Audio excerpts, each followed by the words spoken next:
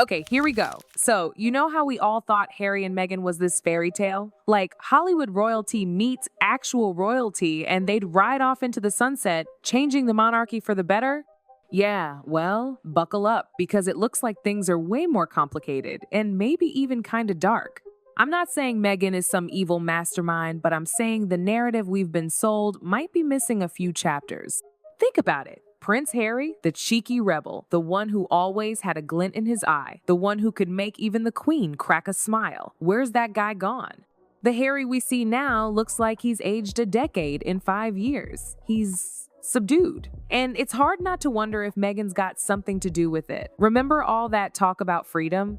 How Harry was finally breaking free from the stuffy palace and finding his own voice? Turns out maybe he just traded one cage for another. It's like he thought he was getting liberation, but he ended up with a different kind of control, just wrapped in California sunshine and feminist slogan.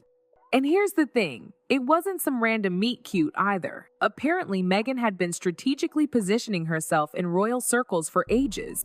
We're talking Soho House, PR connections, the whole shebang. One of her old friends even joked that she had a vision board with Harry's picture on it. I mean, come on. So she meets Harry, and she plays it perfectly. The I don't know anything about the royal family routine. Please, this woman studied the monarchy like it was a final exam. She knew exactly what to say, what to wear, how to act to get Harry hooked. And let's be real, Harry was vulnerable. He was lonely, still dealing with his mother's death, and probably craving someone to understand him. Meghan filled that void. She didn't just love him, she studied him.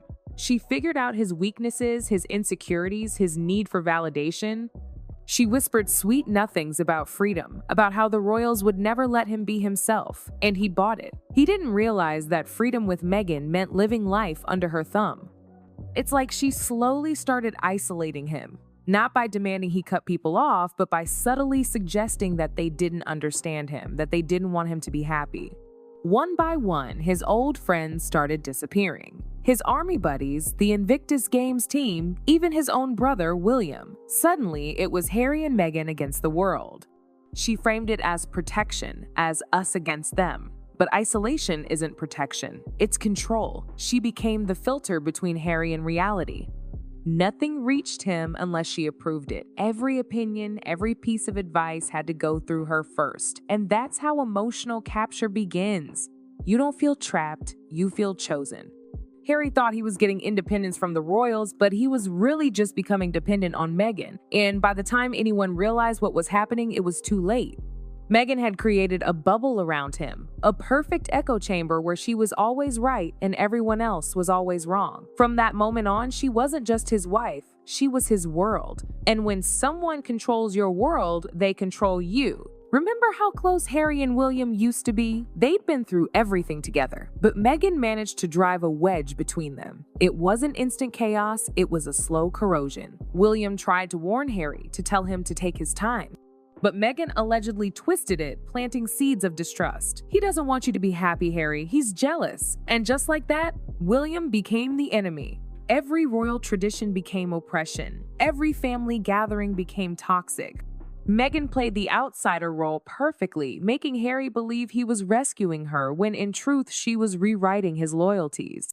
The once inseparable brothers stopped calling each other, stopped laughing, just stopped being brothers. Meghan's influence was surgical, divide, and conquer. If William represented Harry's sense of duty and grounding, she dismantled that completely. She gave him a new cause, a new narrative, one that made him feel powerful, independent, and misunderstood. But behind that shiny California facade was a tragedy. William didn't lose his brother to America. He lost him to manipulation. The Harry who once teased his brother in front of cameras now avoids eye contact at royal events. The warmth between them is gone, replaced by a frost that even Diana's memory couldn't thaw. And maybe that's the real heartbreak.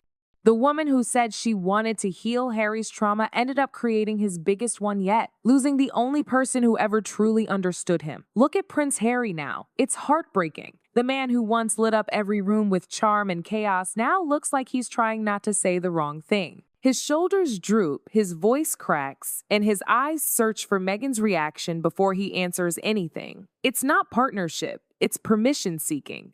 This is how slow emotional takeover works. It's not screaming, it's rewiring. Meghan didn't have to tell him what to do. She just trained him to know when not to do it.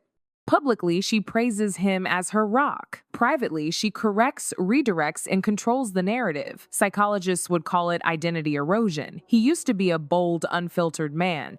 Now he's a spokesperson for someone else's truth. Watch their interviews. Every time Harry opens up, Meghan finishes the sentence. Every anecdote is repackaged to fit her storyline. He doesn't look free. He looks supervised. The saddest part? The public still claps for it. They call it teamwork, growth, healing, but the sparkle in his eyes says otherwise. The laughter is gone. The spontaneity is dead. He's living life like a man reading off a teleprompter written by his wife. Harry's not just a changed man, he's a rewritten one. His identity, once bold, funny, and raw, has been replaced by a sanitized version of himself. The rebel prince became the compliant husband. The soldier turned into a spokesperson. And behind every polite smile is a silent scream that says, "This isn't who I am." It's not what Meghan says, it's how she says it. Watch their interviews. She doesn't interrupt to add, she interrupts to correct. Every time Harry begins to speak, her face tilts slightly. Her lips tighten, that tiny invisible cue that says, "Careful, love." And he adjusts every single time. This isn't a partnership, it's choreography. Meghan leads the rhythm. Harry follows the steps. When she speaks, his eyes stay glued to her like a student afraid of getting the answer wrong. The media calls it a strong woman beside her man, but those who've lived through narcissistic control know exactly what they're seeing. Dominance disguised as devotion. It's subtle, it's polished, and it's lethal. She doesn't have to shout to command him. Her control is in the details, where they sit, who answers first, how long he speaks before she takes over, and the world applauds it, mistaking obedience for affection. People close to them say Meghan always has the final word. Whether it's business, public appearances, or interviews, nothing happens without her approval. She presents it as teamwork, but every move is filtered through her perfectionism. Harry, the man who once teased the press, now recites lines like he's afraid to go off script. Behind closed doors, sources say it's worse. He's learned that peace only comes through agreement. The moment he challenges something, the energy shifts, the warmth vanishes. He's left chasing it again, apologizing for things he didn't do just to make the house feel calm. She calls it passion, he calls it love, but what it really is control. Wrapped in kisses, camouflaged as connection. And the longer he stays, the more the world forgets that once upon a time Harry used to lead. Now he just follows. The most dangerous kind of manipulation isn't physical, it's psychological. It's when your memories stop belonging to you. Meghan didn't just rewrite Harry's life in public. She rewrote it in his mind. Remember the book Spare? It was supposed to be his truth, his healing, his story. But the tone, the bitterness, the phrasing, the way every villain conveniently mirrored the people who questioned her didn't sound like Harry. It sounded like Meghan. Insiders say she encouraged him to finally tell his side, to be vulnerable. But every time he shared something, she shaped how it was told. Every anecdote had an angle. Every emotion had direction. That's not healing. That's narrative control. Harry used to be spontaneous, cheeky, brutally honest. Now everything he says feels manufactured. Even his grievances sound rehearsed. He's learned to talk like a brand, not a man. When he speaks, it's not to express, it's to explain. And the tragedy? He genuinely believes it's his voice. That's how deep the conditioning runs. She blurred the line between memory and message, between his experience and her agenda. She turned pain into performance. Every public confession became another PR victory, another episode of the Meghan and Harry redemption arc. People who once knew him privately say he's changed entirely. It's like talking to a script. One former friend admitted he repeats her phrases, even her tone. Meghan didn't steal his past, she edited it.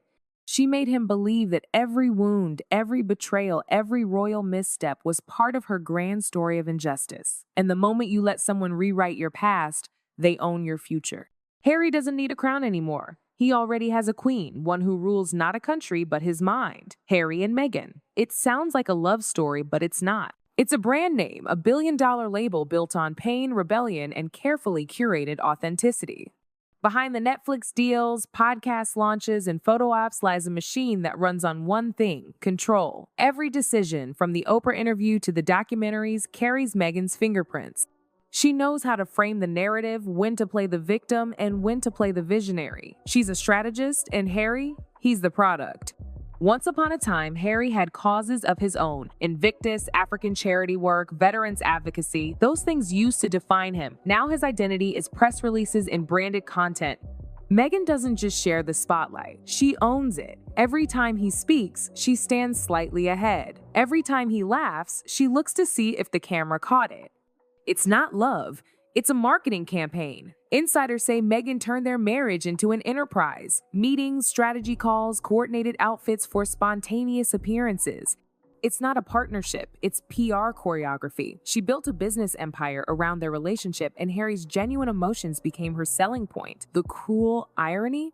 The more famous they became, the less real he felt. The prince who once represented sincerity is now a slogan, and the man who once fought for authenticity now lives inside a scripted world. He traded his title for freedom, but freedom shouldn't feel like being constantly filmed, constantly branded, constantly used. In Meghan's kingdom, every tear becomes content, every apology becomes a headline, and Harry, once the heartbeat of the royal family, now beats only to the rhythm of her business plan. It's the kind of control that doesn't look like control at all. Meghan doesn't shout, doesn't demand. She wraps it all in love, sweet words, affectionate touches, carefully timed sympathy. It's the kind of manipulation that makes you thank your captor. When Harry left the royal family, everyone called it freedom. They didn't realize he just traded one palace for another, except this one had invisible walls. In California, there are no guards or courtiers, just Meghan, her rules, and her image. She built him a new world, but on her terms. Who they see, what they post, when they speak, all of it runs through her. He thinks it's privacy. It's not, it's containment. The difference? The palace had protocol. Meghan has possession. Every once in a while, you see a flicker of the old Harry, that natural grin, that mischievous sparkle, but it fades the moment she glances his way. That look, soft but sharp, pulls him right back in. The leash is emotional, not visible. The saddest part? He's conditioned to see it as love. When she gets upset, he blames himself. When she isolates him, he calls it protection. That's the psychology of control. You build the cage, then convince your victim it's a castle. Meghan didn't save Harry from the monarchy. She became his new monarchy, self-appointed, self-worshipped, and self-serving. And the prince, who thought he escaped control, now sleeps next to it. Have you noticed how tired Harry looks lately? Not just physically, emotionally. The man looks drained. His shoulders carry the weight of every fight, every scandal, every carefully worded interview. He looks like a man who hasn't had a genuine laugh in years. That's the cost of being with someone who thrives on chaos. Meghan doesn't rest, she reacts. Every rumor becomes a war, every criticism becomes a crusade. And who's her soldier? Harry. He's always on defense, defending her, defending their choices, defending her image. It's exhausting. He spends more time fighting her battles than living his own life. And when the dust settles, she's calm again until the next wave hits. Insiders say he's emotionally burnt out. The fun-loving, easygoing prince is now a man walking on eggshells. Every word must be calculated, every appearance rehearsed. Meghan's world runs on perfection, and Harry's job is to maintain it. That's the cruel twist. She convinced him they were equals, but equality doesn't drain one partner dry while the other thrives on drama. She built her brand from his burnout. His exhaustion keeps her relevant.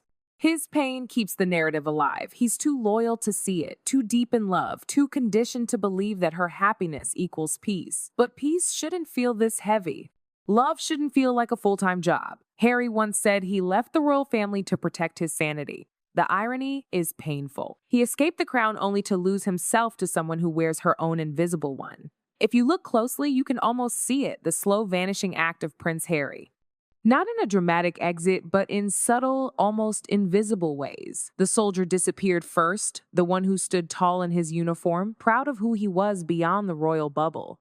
Then the cheeky rebel went quiet. The man who once made headlines for breaking royal protocol now tiptoes through interviews like he's afraid of saying the wrong thing. And finally, Diana's son, the one who carried her wild heart, began to fade too. Piece by piece, Harry stopped being Harry. What replaced him was something far more scripted, a mirror image of Meghan's narrative. Polished, predictable, painfully rehearsed. Watch any of their interviews and you'll notice it. He doesn't just agree with her, he copies her. Same tone, same expressions, same dramatic pauses. It's like he's reading lines she's already approved. The individuality that once defined him has been replaced with Meghan's idea of who he should be. And in Meghan's world, there's only room for one lead and one loyal shadow. Friends who used to know him say he doesn't even sound like himself anymore. The slang, the jokes, the mischief, gone. Instead, there's a careful man, overly cautious, walking through his own life as though every step might offend someone. It's chilling, really, because the control isn't loud or obvious. It's quiet, psychological, the kind that doesn't need yelling to be effective. That's what makes it terrifying. He's not fighting her control, he's accepted it as normal. When a man loses his identity but calls it growth, that's not enlightenment, that's surrender. Harry might believe he's evolving, but what we're witnessing is a slow, elegant eraser. A royal disappearing act dressed up as love. Meghan doesn't raise her voice. She doesn't need to. Her control is subtle, surgical, and devastatingly effective. One glance, one faint pause, a single raised eyebrow, and Harry's carefully rehearsed world shifts. Psychologists call it learned compliance, but let's call it what it really is: conditioning. He's been trained piece by piece to put her needs above his instincts, above his family, above his own sanity. Remember the man who challenged royal traditions? Who ran barefoot across the palace lawns, laughing in the face of protocol? That man is gone now. He avoids disagreement, even behind closed doors. Every time he opens his mouth, he searches for her silent approval, fearing the consequences of stepping out of line. And what is the consequence? Not anger, not yelling, something far more insidious. Emotional withdrawal, the kind that makes even a king flinch. It's love on the surface, control in the marrow. And make no mistake, it's not accidental. Every major decision Harry has made since meeting Meghan bears her fingerprints. From quitting royal duties to selling Netflix deals, every public statement, every interview, every charity appearance has been filtered, timed, and polished to perfection. He is not living his life. He is performing someone else's script. Meghan's conditioning isn't about dominance through force. It's about eroding the man's self-trust until her word becomes law in his mind. That's why the world sees Harry smiling politely, nodding in interviews, yet senses a deep underlying tension. Behind that polished exterior lies a man who has been slowly rewritten, a prince who thought he was free but is, in reality, meticulously controlled. Behind the rehearsed smiles and media-ready charm, Harry is waging a silent war. Every fiber of his being is torn between loyalty to Meghan and loyalty to himself. He knows he's changed, but reclaiming who he was feels like betrayal. Meghan has made him believe that his own instincts, his own voice, even his own memories are suspect. Step out of line. And the man who once led global initiatives now cowers under the weight of emotional consequence. It's a psychological tug of war. One side whispers, "You can be yourself, Harry. You're free." The other screams, "If you break this bond, you're alone. You're failing. You are the villain." And slowly, the latter message wins because she's mastered the art of creating emotional paradoxes. Obedience masquerades as love. Silence masquerades as harmony. Compliance masquerades as peace. Those who observe closely notice the cracks. In interviews, his words echo hers. Same phrases, same cadence, same emotional inflection. A man who once spoke freely now repeats a script designed for him by another. Every public smile is carefully calculated, every gesture carefully measured, every comment filtered through a lens of anticipated approval. Inside, a storm rages. A prince who once defied the monarchy is trapped in a role he didn't audition for. It's heartbreaking because he still believes he's choosing this life. He's convinced himself that his cage is freedom, and that's exactly how Meghan keeps control. By rewriting desire and loyalty, making the victim want the very walls that confine him. This inner war isn't loud. There's no public meltdown, no dramatic confrontation. It's quieter, scarier, more effective. It's Harry versus Harry every single day, with the woman he loves orchestrating the battlefield. The world sees a smiling prince, unaware of the emotional battlefield playing out behind that facade. Let's call it what it is: tragedy. The man who had the world's eyes on him, the soldier who carried his mother's memory, the mischievous royal who broke protocol with charm, all fading behind the relentless control of one woman. Meghan didn't just enter his life. She reshaped it brick by brick, decision by decision, until the man who once led with laughter and courage now follows quietly, nervously, obediently. Friends say Harry seems emotionally drained.